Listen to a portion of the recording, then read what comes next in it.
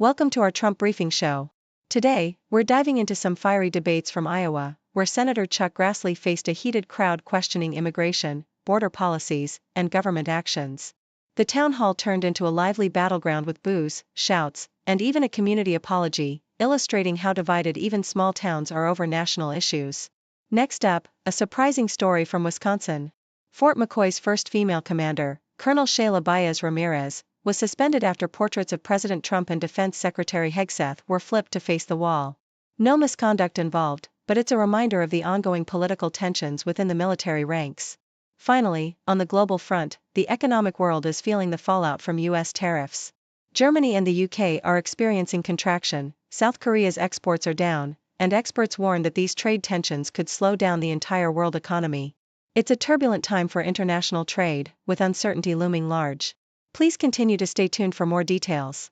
The Toronto Star vividly captures the tense atmosphere at a town hall in Northwood, Iowa, where Senator Chuck Grassley faced a crowd brimming with frustration and anger over the Trump administration's early days and immigration policies. The scene was charged with raw emotion, as some audience members exchanged expletives, shouted, and even recorded the heated moments, revealing the deep political divides that persist even in small rural communities. One woman's heartfelt apology to Grassley for the morning's hostility exemplified the underlying tensions, while others demanded accountability and expressed outrage over issues like mass deportations, border crossings under Biden, and perceived government inaction. Grassley's attempts to defend his record and introduce legislative measures to check executive and judicial overreach were met with boos and protests, especially when addressing controversial deportation cases like Kilmar Abrego Garcia's. The atmosphere underscored a broader sense of fear and distrust among constituents, with immigrant citizens like Kumar Wickramasinghe voicing concerns about their safety and future in the U.S., highlighting the emotional stakes of immigration debates in even the most conservative regions. The Toronto Star further details how Grassley's efforts to explain congressional oversight and legislative initiatives fell short amidst the crowd's mounting frustration. Despite his references to bills requiring presidents to justify tariffs and curbing judicial powers, the core issue of due process and immigration enforcement dominated the conversation. Attendees, including longtime residents like Keith Olson, pressed Grassley to show moral backbone and transparency, demanding to know where his outrage was on immigration injustices. Wickramasinghe's personal fear of deportation and potential imprisonment underscored the emotional toll of these policies on immigrant communities, prompting calls for reassurance from their representatives. The scene reflected a broader national divide, where even in rural Iowa, political debates have become emotionally charged battlegrounds, exposing the deep fissures in American society over immigration, law enforcement, and presidential accountability. The Toronto Star reports that Fort McCoy, a historic 93-square-mile training base in Wisconsin, made headlines when its first female commander, Colonel Sheyla Baez Ramirez, was suspended after a controversy involving portraits of President Donald Trump and Defense Secretary Pete Hegseth. The images, originally displayed on the base's chain of command wall, had been flipped to face the wall, sparking a swift response from the Department of Defense, which posted photos showing they had been turned back and announced an investigation into the incident. Baez Ramirez, a highly decorated officer with a career spanning over 2 decades and extensive experience in military intelligence, assumed her role in July 2024 after serving at Fort Belvoir and other prominent positions.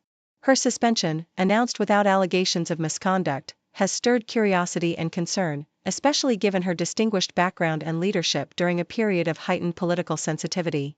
The incident underscores the ongoing tensions surrounding displays of political symbols within military institutions, highlighting how even a simple act like flipping a portrait can ignite a broader debate about respect, patriotism, and the boundaries of military decorum.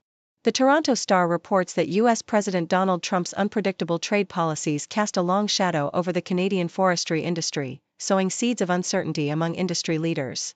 Sean McLaren, CEO of West Fraser Timber, warns that tariffs could lead to inflationary pressures, dampening future demand for Canadian lumber exports. Although some tariffs were temporarily exempted due to the USMCA trade agreement, Trump's push to bolster domestic lumber production has led to investigations into national security concerns, with potential tariffs more than doubling for most Canadian producers if the review proceeds. This volatile environment hampers the industry's planning and profitability, highlighting how political shifts in the U.S. ripple across Canadian economic sectors. Yahoo US details the Trump administration's assault on diversity and historical memory through the termination of federal grants to the Whitney Plantation, a Louisiana museum dedicated to telling the often silenced stories of slavery. The Institute of Museum and Library Services, IMLS, withdrew funding for a crucial exhibit on enslaved resistance, threatening to halt a project after 3 years of dedicated work. This move is part of a broader pattern of federal funding cuts aimed at arts, culture, and diversity initiatives, with the Trump administration actively dismantling programs that honor marginalized histories. The Whitney's plight underscores how political agendas are rewriting cultural narratives, erasing vital parts of American history and threatening the preservation of stories that challenge dominant narratives. CNN reports that Trump's tariffs are causing widespread economic damage beyond the U.S., with Germany and the U.K. experiencing declines in manufacturing output and business confidence. Germany's PMI fell below 50, signaling contraction, while UK surveys also pointed to a slump in demand and growth prospects. Global trade figures reflect this downturn, with South Korea's exports dropping by over 5% in the first half of April. The International Monetary Fund has downgraded its global growth forecasts, warning that Trump's unpredictable tariffs and retaliatory measures are likely to slow economies worldwide.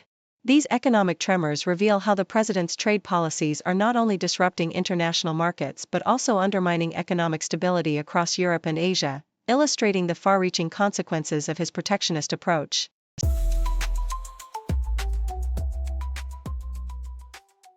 According to Yahoo US, Hawaii's state government has reached a budget agreement that slightly increases funding for the upcoming 2 fiscal years, with a proposed $19.9 billion for 2026 and $19.8 billion for 2027, reflecting a nearly 4% rise from the current year. The budget emphasizes responsible and forward-thinking spending, supporting vital community needs such as housing, agriculture, transportation, public safety, and economic development, while also strengthening safety nets and core programs. Negotiators, including Representative Kyle Yamashita and Senator Donovan Dela Cruz, highlighted their collaborative efforts to allocate funds for vulnerable populations, regional economic resilience, healthcare, food security, and small business growth. The budget also allocates substantial capital improvement funds, $3.4 billion in 2026 and $2.3 billion in 2027, for projects like airport expansions, highway upgrades, affordable housing, university housing improvements, and corrections facility replacements, with significant portions financed through bond debt. Despite these positive developments, uncertainty looms over potential federal funding cuts and tariffs under President Trump's administration, which could necessitate a special legislative session to address economic impacts. The bill awaits final approval from the state legislature, with the governor holding veto power, amid ongoing negotiations and the scheduled end of the legislative session on May 2. The Independent reports that U.S. Treasury Secretary Scott Bessent has indicated a potential for a significant trade deal with China, suggesting that both nations are seeking to shift their economic strategies. During a speech at the Institute of International Finance, Bessent emphasized that China has an opportunity to collaborate with the U.S. to achieve mutual benefits, particularly if Beijing aims to reduce its reliance on export-led growth and bolster domestic consumption.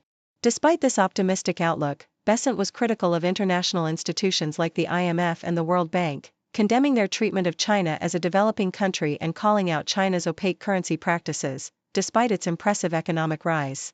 Meanwhile, President Trump's approach to China appears to be softening, with the president indicating that tariffs on Chinese imports will be reduced significantly, though not eliminated, and expressing hope for a fair agreement.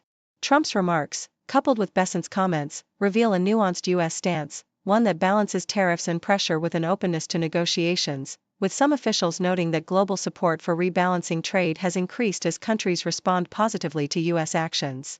RFI reports that Kenya is pivoting towards China amid strained relations with the United States, with President William Ruto visiting Beijing to secure funding for major infrastructure projects like the extension of the standard gauge railway to Malaba and a new highway. Already, deals worth €750 million have been signed with Chinese firms to boost sectors such as manufacturing, agriculture, and tourism. China has become Kenya's largest trading partner, with trade increasing by 11.9% in early 2025, and Kenya's strategic importance in Africa makes it a key gateway for Chinese influence on the continent.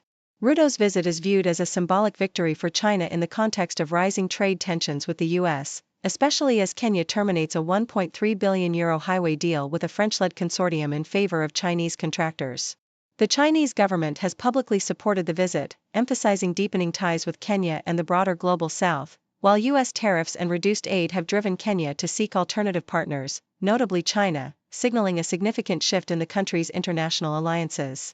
The Independent also features Michelle Obama's candid reflection on her decision to skip Donald Trump's inauguration, revealing her commitment to personal authenticity amid societal pressures.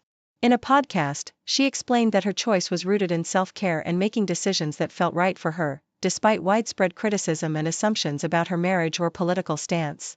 Michelle humorously recounted how she even prepared an outfit to avoid the temptation of attending, highlighting her desire to prioritize her well-being over societal expectations.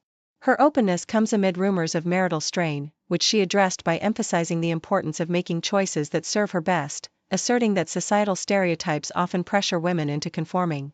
Her comments echo her broader message of self-empowerment, underscoring the difficulty women face in making independent decisions without facing judgment. This candid insight into her personal life, alongside her previous revelations about marital challenges during her husband's presidency, paints a picture of a woman navigating her identity and boundaries in the public eye, advocating for authenticity and self-respect amidst societal scrutiny.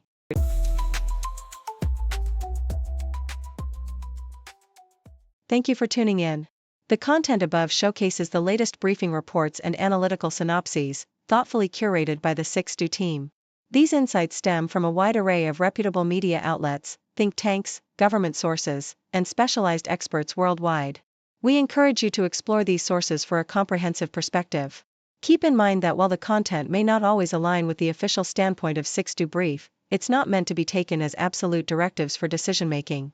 Comprising seasoned media professionals, learned scholars, and accomplished scientists, the 6Do team embodies a trailblazing, fully independent media entity. To customize 6Do Brief to meet your professional needs, you have the option to subscribe to a diverse array of briefings on our website, 6dobrief.com. Regardless of your location, you can conveniently receive 6Do Brief via email.